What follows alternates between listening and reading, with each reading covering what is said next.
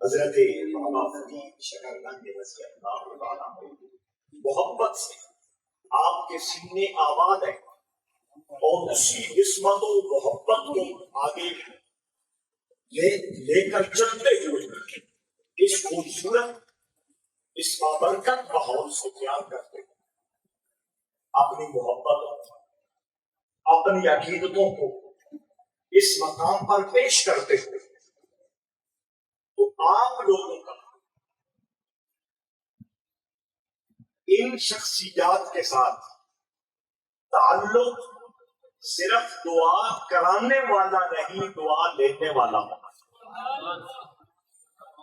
دعا لینا کیا ہے یہی بات سمجھا۔ ماں کو کہتے ہیں دعا کرو، باپ کو کہتے ہیں دعا کرو، استاد کو کہتے ہیں دعا کرو، مرشد کو کہتے ہیں دعا کرو۔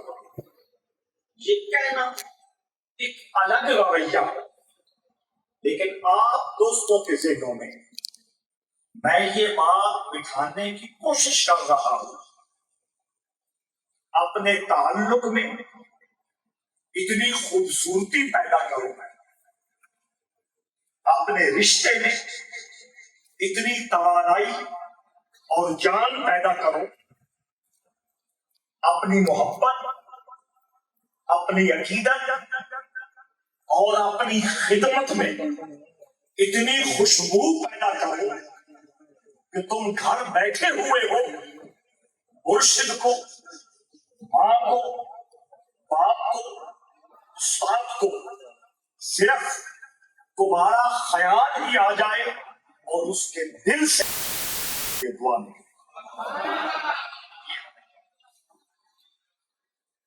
اور ہمیں سمجھایا، یہی ہمیں یاد کرایا، یہی حقیقت ہمیشہ ہمیں تلقین اور تعلیم کی گئی،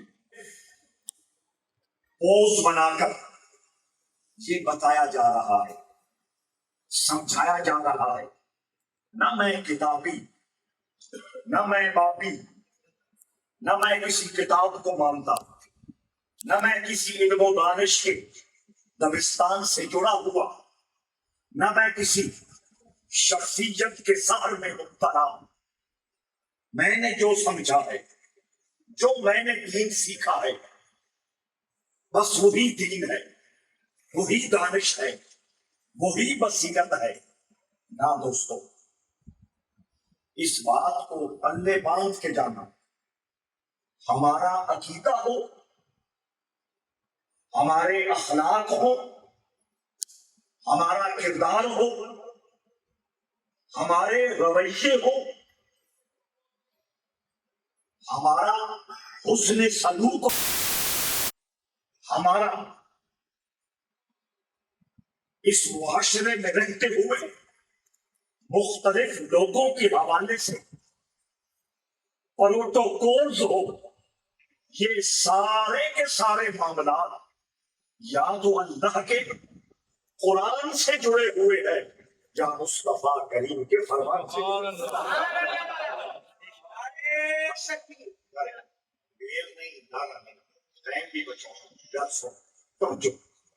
حضرات، میں عرض کر کے جا رہا، ہمارا سارا دین اور دین کے سارے معاملات اللہ کے قرآن سے یا رسول اللہ کے فرمان سے اخذ ہے، نکالے گئے ہیں۔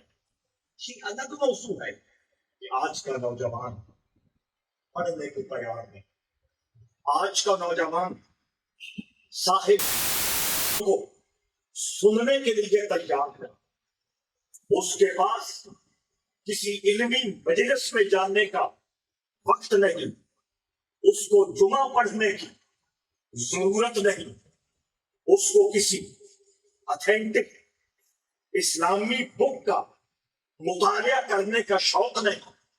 جب یہ سارے علم حاصل کرنے والے ذریعے میں ختم کر لوں گا تو پھر مجھے علم انہی پھٹے باز فیس بکی لوگوں کے علاوہ کہاں سے ملے گا؟ توجہ ہے یا نہیں؟ اس لیے بالکل اپنے ذہنوں کو پاکیزہ اور اپنے سارے دینی معاملات کو اللہ اور اس کے رسول کے گلشن سے جڑے ہوئے رکھو۔ آگے میں آپ سے کہنا چاہتا ہوں تاکہ ان سے اندازہ ہو کہ کس طرح ماں کا، باپ کا، استاد کا، اپنے پیشوا اور اپنے رہبر کا جب دل بندہ خوش کر لیتا ہے تو دعائیں کس بے ساختگی سے نکلتی۔ حضور علیہ السلام اپنے مبارک زمانہ میں ایک صحابی کے گھر تشریف لے جاتے، سعد بن عباد رضی اللہ تعالیٰ عنہ کا اسم۔ سعد کامن نام ہے۔ حضور کے صحابہ میں کتنے سعد ہوئے یہ حضور کی اپنی عادات ہے۔ کتنے عبد الرحمن ہوئے، کتنے عبداللہ ہوئے،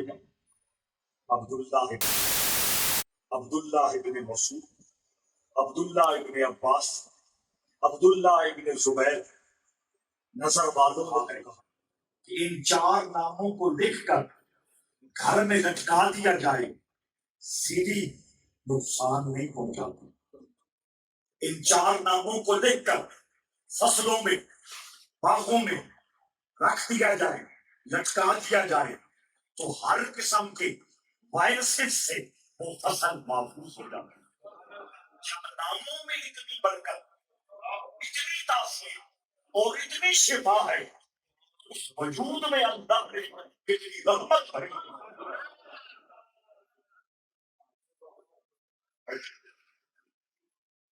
سعد ابن عباد گھر میں بیٹھے، رحمت عالم ان کے دروازے پہ آئے۔ حضور کا طریقہ یہ تھا، ہٹو بچو، ہو آ تماشا، ایسا کوئی رویہ نہیں۔ بڑی مکان سنجیدگی کے ساتھ اور کمال خاموشی کے ساتھ جس غلام کو نوازنا ہوتا اس کے گھر جلوانا ہوتا۔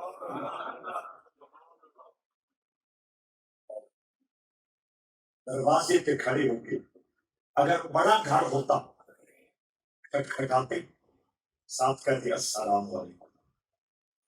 زیادہ بڑے گھر تھے بھی نہیں اس وقت، کوئی ایسا ماحول بھی نہیں تھا، چھوٹے چھوٹے گھر۔ دروازے پہ کھڑے ہو کر کوئی سلام دیتا تو لوگوں تک آواز السلام علیکم۔ سعد نے سنا، جواب دیا لیکن آہستہ، کہ واجب بھی ادا ہو جائے۔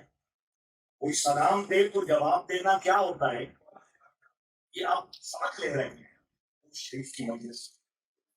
سلام دینا واجب ہے، سلام پہلے ہے، لیکن جب دے دیا جائے جواب دینا۔ اب وہ صحابی نہیں جانتے تھے جواب کیا، لیکن محلے سے دیا کہ حضور سنتا تھا۔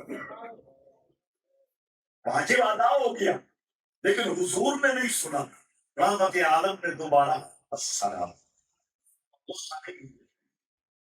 ناراض نہیں ہوئے، جلالی کیفیات میں ایسا ویسا کچھ نہیں کر دیا اور نہ کچھ کہہ دیا، اسی محبت کے ساتھ دوبارہ کہا السلام علیکم۔ جواب دیا لیکن محلے سے تیسری مرتبہ حضور نے سلام دیا، آہستہ جواب دیا، واجب ادا ہو گیا لیکن حضور نہ سن پائے۔ بچہ کہتا ہے جان رحمت عالم ہے، انبیاء کے امام ہے، کائنات کے تاجدار ہے، عرش اولا کے بلند ہے، اور بچہ آپ کیا تھا جو میں جانتا ہوں وہ تو نہیں جانتا۔ جب پتہ چلا کہ 3 مرتبہ سلام دے کر واپس چل پڑے ہیں، دوڑتے ہوئے باپ نے دروازہ کھولا، سے جا کے ملاقات کی، یا رسول اللہ کام کیجیے میرے گھر میں بھی ہو جائے۔ آقا نے پوچھا 3 مرتبہ سلام کیا، جواب نہیں نہیں کیا، دروازہ نہیں کھولا، اب دوڑ کے آیا ہے اور مجھے واپس لایا ہے۔ یا رسول اللہ، میرا دل چاہ رہا تھا ہر بار آپ سلام کریں اور ہماری ساری فیملی پر سلامتی۔ مگر صحابیہ کی لوڑ ہے یا کوئی کہ واپس یہی کام کرنا، یہ اللہ کی طرف سے سلامتی، اللہ کی طرف سے رحمت اور اللہ کی طرف سے فضل ڈالنے کی ضمانتی ہوا کرتی۔ جلوہ فرما کھانا پیش ہو، پینے کے لیے مختلف مشروب پیش ہوئے، آپ کی جو طبیعت اور جو مرضی تھی اس کے مطابق کچھ کھا لیا کچھ پی لیا۔ پھر انہوں نے حضور کی بارگاہ میں سو سلام کی ایک چادر بطور ہدیہ پیش کی۔ ہدیہ بولا کر نذرانے سے کئی بندے چڑ جاتے ہیں، بدعت پڑتے ہیں، سمجھ آتی ہے؟ انہی لفظوں کو بنیاد بنا کر مختلف چینلز پہ بیٹھے ہوئے لوگ میرے اور آپ کے ایمان کو ورغلانے کی کوشش کرتے ہیں۔ ہمیں لفظوں میں کیا ہے، ہم نذرانہ نہ کہیں گے، ہم تحفہ کہہ دیں گے، ہم نذرانہ نہ کہیں گے، ہم گفٹ کہہ دیں گے، ہم نذرانہ نہ کہیں گے، ہم ہدیہ۔ ان لفظوں سے تو کوئی کسی کو چھیڑ نہیں ہے۔ میرے آقا نے فرمایا ایک دوسرے کو ہدیہ دیا کرو، ایک دوسرے سے ہدیہ لیا کرو تاکہ تمہارے سینوں میں محبت بڑھ جائے۔ ایسے ہی برستے ہو، ایسے ہی الجھتے ہو، ایسے ہی نوجوانوں کے ایمانوں کو برباد کرنے کی سازش مضمون کرتے ہیں۔ سرخ رنگ کی چادر حضور کو گفٹ کی، ہدیے میں پیش کی، حضور نے مسکراتے ہوئے قبول کیا۔ یا ایھا الذین آمنوا اذا ناجیتم الرسول فقدموا بین یدیکم نجواکم صدقہ۔ اللہ نے پابند کیا رسول کے غلاموں کو کہ اے ایمان والو، جب تم کبھی میرے محبوب کی بارگاہ میں آؤ اور میرے محبوب کی بارگاہ میں آ کر تم نے کوئی بات پوچھنی ہو، کرنا ہو، کچھ انفارمیشن میں اضافہ کرنا ہو، تو ایسے ہی منہ اٹھا کے ہر وقت بات نہ کیا کرو، پہلے میرے محبوب کی بارگاہ میں نظر آنا۔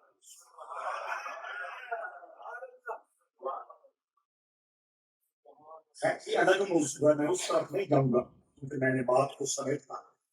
حضرات چادر پیش کی، حضور تھے، انہوں نے عرض کیا رسول اللہ سفر ذرا زیادہ ہے، میرے پاس ایک سواری ہے 4 ٹانگوں والی گدھا، ان کے پاس بہترین سواری تھی۔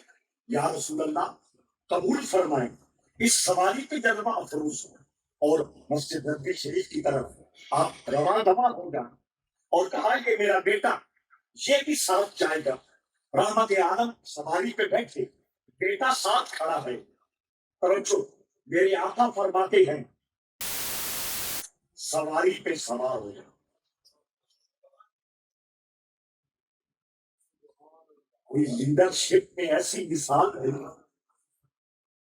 کونین کا تاجدار ہے، رحمت للعالمین، بادت خدا، بزرگ کوئی، کا مقام رکھنے والا، بیٹا میرے ساتھ بیٹھے۔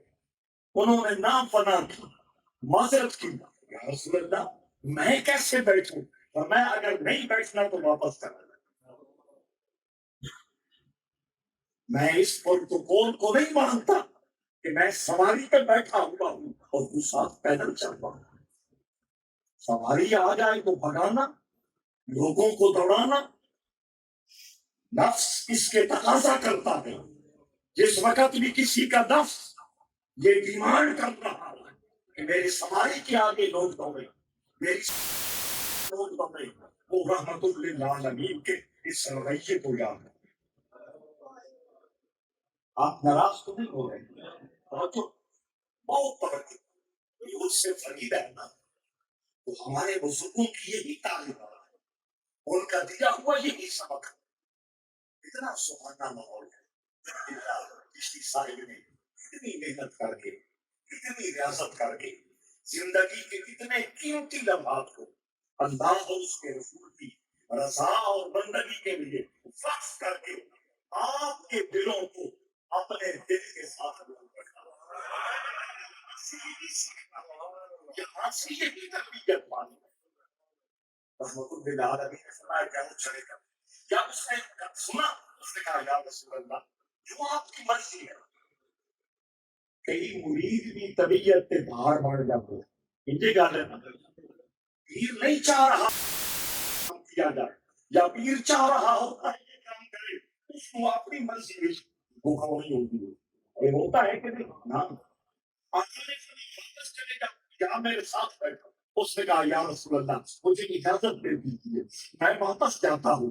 حضور پہلے ہی بہت راضی تھے، پہلے ہی بہت خوش تھے، ہم لوگ پہلے لمحے سے لے کر اس لمحے تک کہیں ذکر ہوا ہے کہ انہوں نے کہا ہو یا رسول اللہ دعا کرے؟ سمجھ آئی؟ نہیں نہ کہا، پوری حدیث میں نے سنا دی، نہ سعد نے کہا، نہ ان کی گھر والی نے کہا، نہ فیملی ممبران میں سے کسی اور نے کہا یا رسول اللہ دعا کرے۔ وہ دعا کا کہہ نہیں رہے تھے، اپنے لب و لہجے سے، اپنے رویے سے، اپنی تہذیب سے، اپنی شائستگی سے، اپنے حسن سلوک سے، اپنے حسن خدمت سے، اپنی حسن محبت سے اور اپنے کمال عشق سے میرے رسول اپنا گھر بنا رہے ہیں۔ طریقت کا مثال اور یہی طریقت کا پیام ہے اور یہی طریقت کی تعلیم۔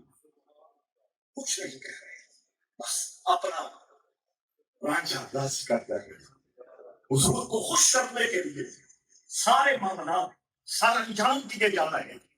جس وقت اس نوجوان نے کہا یا رسول اللہ میں چاہتا ہوں، اس وقت حضور کی رحمت جوش کھا، اس وقت تین دعائیں مصطفیٰ کریم کے مبارک لبوں سے نکلی، سن لیجیے، نوٹ کر لیجیے۔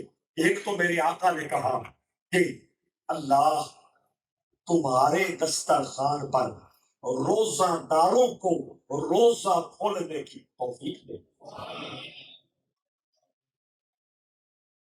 سمجھ آ رہی ہے؟ اتنی ظاہری اور باطنی نعمتوں کو نے تین لفظوں میں سمو کے رکھ دیا۔ دسترخوان تو تب پیچھے گا نا کہ اس پہ رکھنے کے لیے کچھ ہوگا، سمجھ آئی؟ رکھنے کے لیے تب ہوگا کہ جیب میں خرچے کے لیے کچھ ہوگا، خرچہ بھی ہو، رکھنے کا انتظام بھی ہو، پکانے والا تیار کرنے والا نہ ہو۔ کتنے سن لیا، خرچے کا انتظام بھی کیا، راشن کا انتظام بھی کیا، بنانے اور پکانے والوں کا انتظام بھی کیا، اور سب سے بڑھ کر سخی دل کی برکت کی دعا بھی کی۔ لاکھ نہیں ہوتے، سارے مسائل ہوتے ہیں، ایک موڑی نہیں خرچ کر سکتا۔ اور پھر یہ شعور بھی ساتھ ہی عطا کر دیا کہ عام مہمان کو کھانا کھلانا اور عمل ہے، رشتے دار کو افطار کرانا ہے۔ ایک نبی ہی دعا دے سکتا، توجہ ہے یا نہیں؟ جس کے سامنے ظاہری اور باطنی ساری نعمتیں ہاتھ باندھ کے کھڑی، وَأَسْبَغَ عَلَيْكُمْ نِعَمَهُ ظَاهِرَةً وَبَاطِنَةً۔ صرف پیسہ نعمت نہیں ہے، گھر نعمت نہیں ہے، گاڑی نعمت نہیں ہے، گھر کا ساز و سامان نعمت نہیں ہے، صرف اچھی روٹی نعمت نہیں ہے۔ نعمتہ ظاہرۃ وباطنہ، کچھ نعمتیں ہیں جو آنکھوں سے نظر آتی ہیں، کانوں سے سنی جاتی ہیں، زبان سے چچی جاتی ہیں، ناک سے سونگھی جاتی ہیں، ہاتھ سے چھوئی جاتی ہیں، اور کچھ نعمتیں وہ ہیں جن میرے رب نے اپنے کام سے میری روح اور میرے دل کے ساتھ جوڑ دیا۔ اس ایک جملے میں وصول نہیں ہوگا، کہ تجھے ایسا دسترخوان نصیب ہو جائے جس پر روزے آپ بولے نعرہ تو نہیں نہ لگانا سبحان اللہ کی میری بیمار نہیں ہے وہ ایسے نکلتی ہے میں پہلا کرم یہ کہ تمہیں ایسا دسترخوان نصیب ہو جس پہ روزہ دار افطار کرے اور اگلا جملہ بولا میرے آقا نے فرمایا تیرے دسترخوان پر ہمیشہ ابرار لوگ کھانا کھاتے رہے روزے دار تو شاید رمضان میں دستیاب ہو اور روزے دار تو شاید 13 14 15 تاریخیں ان میں دستیاب ہو اور روزے دار تو شاید جمعرات والے دن دستیاب ہو روزے دار جمعہ یا سوموار کو دستیاب ہو باقی کچن بند رہے باقی گھر کی رونق ختم رہے باقی لنگر کا نظام آف رہے فرمایا نہ اگلے جملے میں فرمایا روزے دار تو الگ فضیلت والا معاملہ ہے ہمیشہ تیرے دسترخوان پر ابرار لوگ کھانا کھاتے لنگر جاری ابرار کون ہے یہ الگ ایک مسئلہ ابرار کون ہے ہم ابرار نہیں ہیں ہم صرف مسلمان ہیں پھر مسلمانوں میں سے کچھ درمیانے درجے کے نیکوکار ہیں پھر ان میں سے کچھ اور پرہیزگار ہیں پھر ان میں سے کچھ چشتی صاحب جیسے اللہ کے قریب ہیں لیکن ابرار کون ہے سنو مفسرین نے فرمایا بر جمع ابرار لیس البر ابرار وہ ہیں چشتیوں اس پیغام کو پلے باندھ کے جائیے گا اور آج وہ بات بھی سمجھنا آسان ہو جائے گی کہ حضرت بابا فرید کی خدمت میں جب کسی نے کینچی بطور گفٹ اور ہدیہ اور تحفہ پیش کی فرمایا اٹھا کے لے جاؤ کینچی کا کام کاٹنا ہے ہم تو سوئی ڈھونڈتے سمجھ آ رہی ہے سوئی رکھے کام ہوتا بولو جوڑنا کینچی رکھے کام ہوتا سید بدر الدین صاحب پرانے مرید سینئر خلیفے بیٹھے تھے انہوں نے کہا بھائی بچہ لائی ہے بچے نے لوہاروں والا کام سیکھا ہے اور وہ یہ نیت کر کے آئی تھی پہلی کینچی بنائی مرشد کو راضی کرنا ہے مرشد راضی ہو گیا تو خدا راضی ہو گیا تو میری دنیا بھی کامیاب میری آخرت بھی کامیاب اس مائی کا اور اس بچے کا دل تو ٹوٹ گیا ٹوٹا میں لے جاؤں دل ٹوٹا سید بدر الدین غزنوی رحمہ اللہ اٹھے مائی کے کان میں کہا دل چھوٹا نہیں کرنا باہر سے سوئی بھی لیا اور کینچی بھی دونوں ملا کے پیش کرا یہ پرانے مرید ہوتے ہمارے آئے اصل لگتا شیکنیاں کام نہیں سمجھ آئی پرانے مریدوں کا کام ہوتا کہ نویاں سکھانا نویاں نو پالش کرنا انہاں دی محبت تے عقیدت نو اور اچیرا کرنا کوئی کمی پیشی کوئی غلطی کوتاہی کوئی کمزوری انہاں دے کول ہو بھی جاوے تے مرشد دے سامنے انہاں دی طرف معذرت کر کے مرشد دا دل انہاں دے بارے صاف کرنا اور الٹا کام ہوتا یا کوئی کہ جڑا نیا دا پہ آئی ہوتا آج کے بعد آپ نے یہ نہیں کرنا سینئر جونیئر کو سینئر کرے سمجھ آئی سینئر جونیئر کو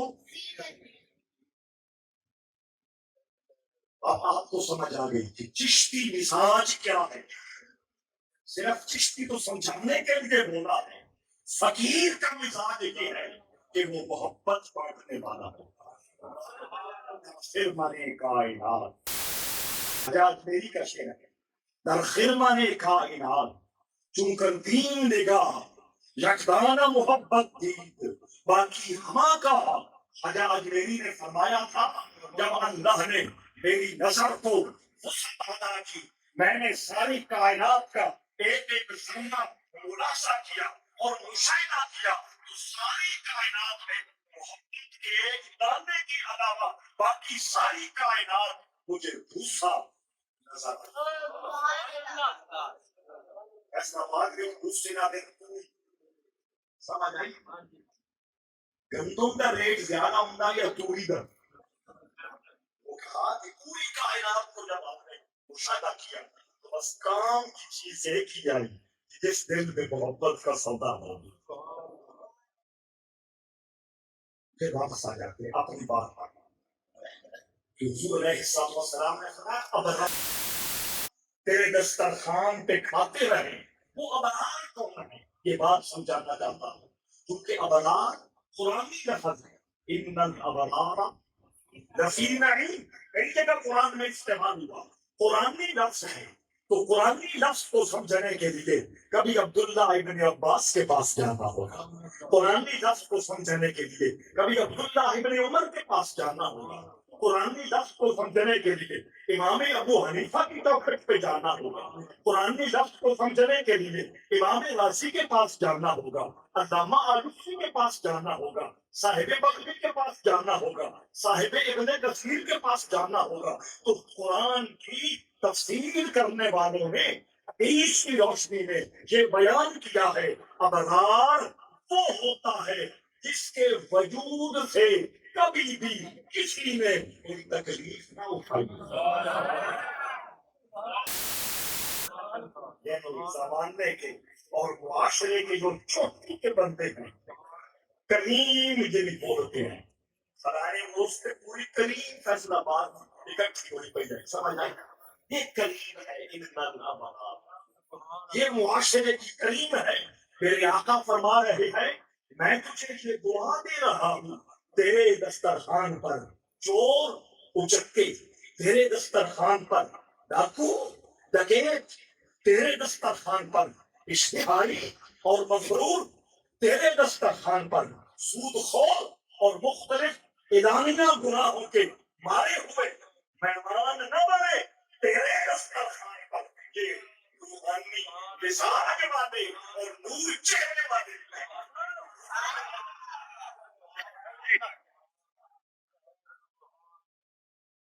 ایک لوگ جس دسترخوان سے کھانا کھاتے ہیں اس روزی کا حساب نہیں ہوتا.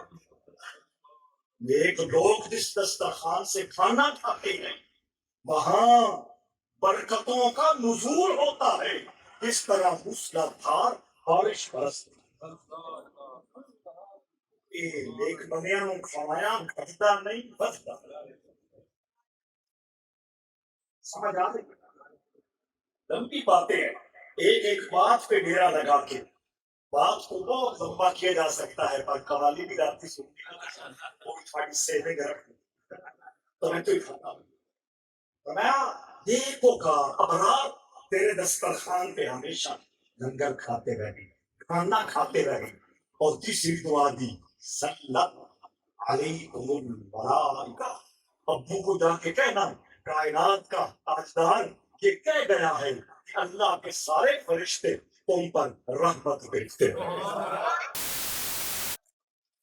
ذکر نہیں کہ دعا کے لیے کہا گیا وہ رویہ، وہ اچھا سلوک، وہ حسن خود خدمت، یہ وہ محبت کی بے سختگی، یہ وہ جذبات تھے جو ملے اور بچڑے. انہوں نے رحمت عالم کے سینے کو اپنے غلاموں کی محبت کا مدینہ بنا.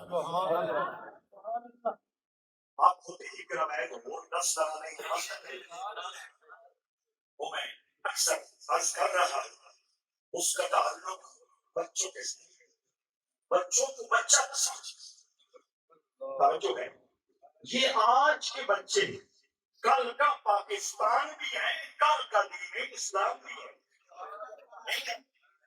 اسلام کسی کو کرنا، اسلام معاشرے کا نام ہے. معاشرہ کس سے بنتا ہے؟ انسانوں سے بنتا ہے. ان کو پاک کر، ان کو ستھرا کرے. پاکی اور ستھرائی کا ایک ہی معیار ہے، ان کے سینوں کو رسول اللہ کے پیار سے علاج میں اس حدیث سے آپ کو سنانا چاہتا ہوں، مختصر کر لینا، کوئی میں چنگا اس دن تو سکتا۔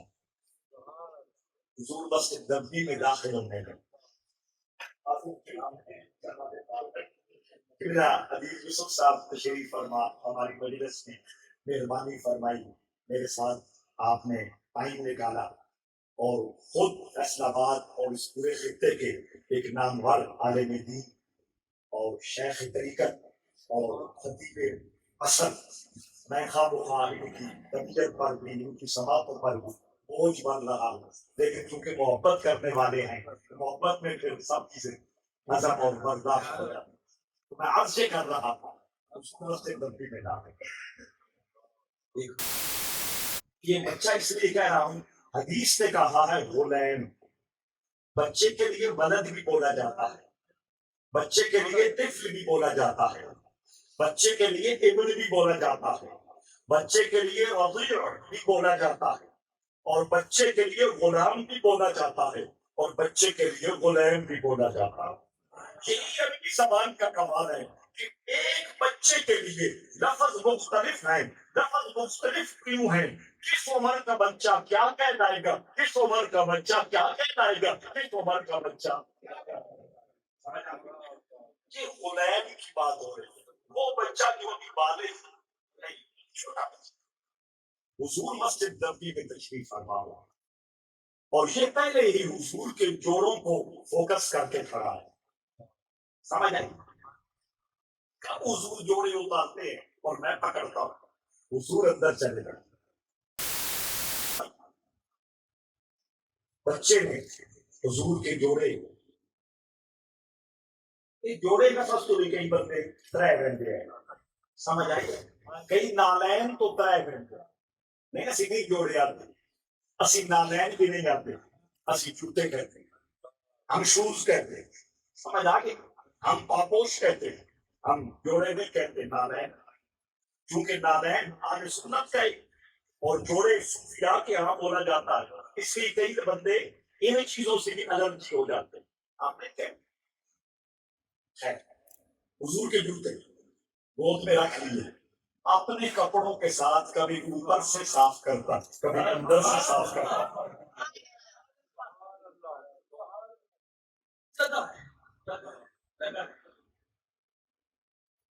حالانکہ یہ وہ جوتے ہیں، توجہ ہے یا نہیں؟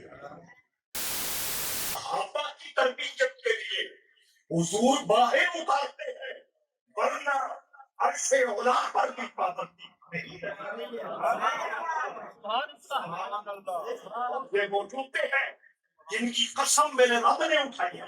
قبلہ شیخ الحدیث علامہ اشرف سیالوی صاحب یہاں ڈٹ کر کے بات بیان کرتے تھے کہ اللہ نے کہا لا اقسم بہذا البلد وانت حل بہذا البلد، مجھے قسم ہے اس شہر کی، اے محبوب تو اس شہر میں چلتا ہے، تو کہتے تھے جوتے پہن کے چلتے تھے یار۔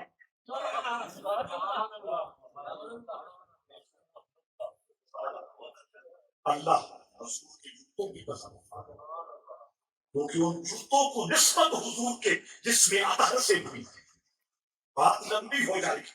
امام غازی نے بڑی کہا مجھے جوتے دو گے یا رسول اللہ؟ حاضر ہوں۔ آپ نے قدم بڑھایا، کہنے لگا ہمیشہ خود پہنتے ہیں نا، آج مجھے اجازت دے دو، میں ننھے ننھے ہاتھوں سے آپ کے جوڑے آپ کے پیروں میں۔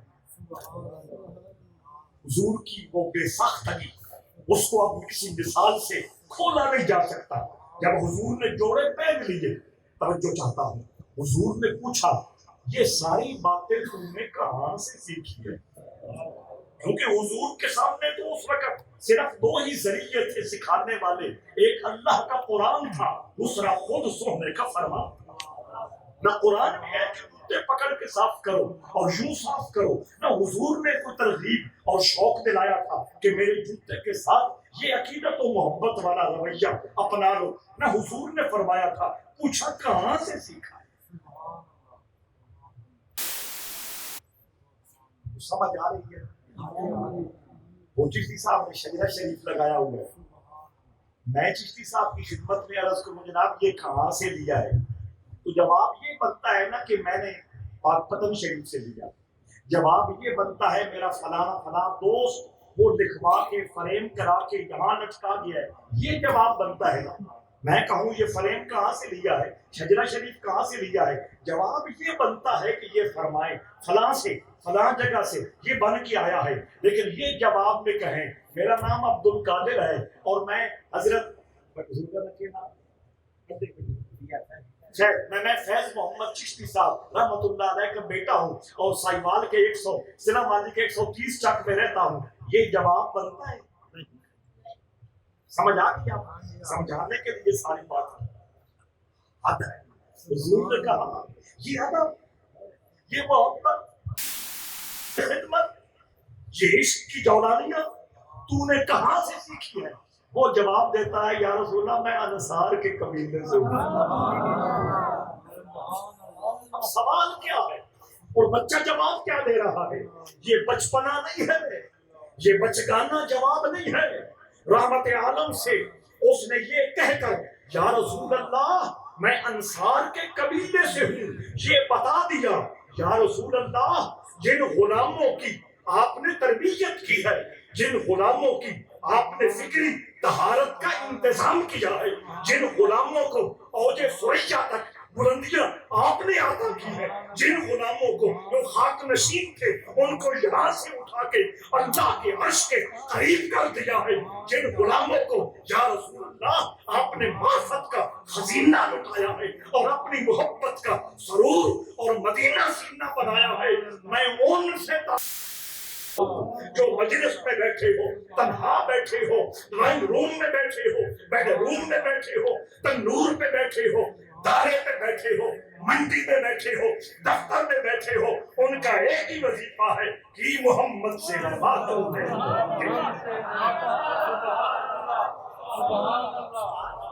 تجھے جانا تجھے مانا نہ رکھا غیر سے کام للہ الحمد میں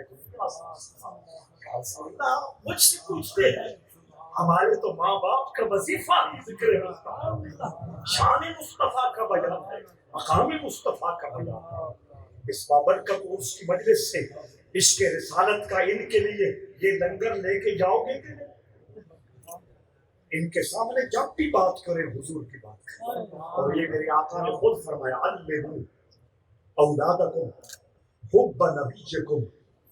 میرے اگر معاشرے کو مدینہ بنانا چاہتے ہو اور معاشرے کو اگر جنت نظیر بنانا چاہتے ہو، اس کا ایک ہی طریقہ ہے اپنی اولادوں کے سینوں میں محمد کی محبت کا گلشن آباد کرنا. حضور کی دعا پر بات ختم کر دی ہے کیونکہ بات چھڑی تھی. حضور خوش ہوئے، بے پناہ خوش ہوئے، بے پناہ اس سوال پہ خوش ہوئے. قبلہ عادل یوسف صاحب رحمت عالم نے اسی لمحے عرض کی اللہم اتبع سرورہ کما یتبع سروری. اے اللہ اس بچے نے جس طرح میرا دل خوش کیا ہمیشہ اس کا دل خوش کرنا.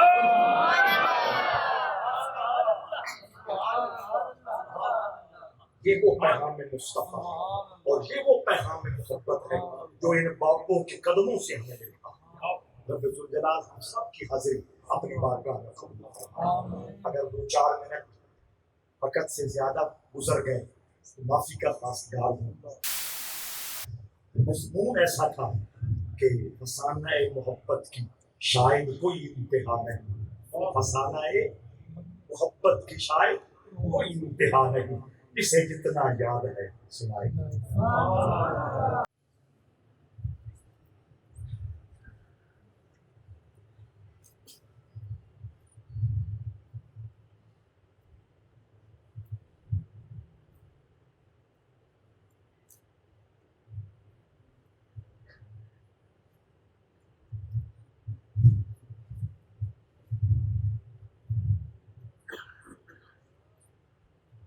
آتنا فی الدنیا حسنة وفی الآخرة حسنة وقنا عذاب النار. ربنا لا تزغ قلوبنا بعد إذ هديتنا وهب لنا من لدنك رحمة إنك أنت الوهاب. اللهم أنت السلام ومنك ومنك السلام وتعاليت يا ذا الجلال والإكرام صلى الله تعالى على خير خلقه محمد وآله وصحبه وأوليائه أجمعين برحمتك